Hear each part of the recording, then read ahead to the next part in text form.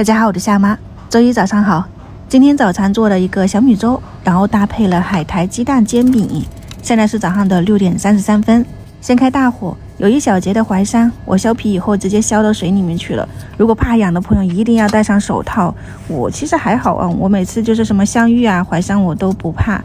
然后这边还剩下一小块的番茄，番薯我也一起给它放进去了。趁水还没开的时候洗上一点小米，水开以后就把洗好的小米倒进去，搅拌一下，防止粘锅。放上红枣，放上筷子，盖上盖子，用个小火给它煮着，大概就是20分钟就可以了。这边来打入几个鸡蛋，我打了4个，提前切好的胡萝卜啊、葱花呀，然后加上一点虾米或者是虾皮。这个海苔的话呢，我是看到了有一个就是温州的特产嘛，就是一个海苔煎饼，我就买了一点这种海苔，给它清洗干净以后切碎，放上一点盐，多倒一点红薯淀粉，加点清水给它和开，基本上这个面糊也就搞定了。其实如果没有这个海苔，你不放，其实这种红薯淀粉加鸡蛋煎出来的饼也是很好吃的。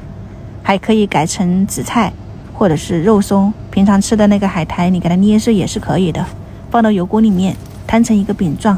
煎到定型了以后给它翻个面，这个煎出来真的是很快速。这个口感虽然我是没有吃，因为它里面是放了一点虾的嘛，我吃不了，但是能够想象的那个口感应该是海苔的鲜搭配了鸡蛋的香，还有这种红薯淀粉的软糯，口感应该不错。我也问了他们可以接受，然后也挺喜欢吃的。搭配了一点番茄酱啊，大人吃你就搭配一点那个辣椒酱就可以了。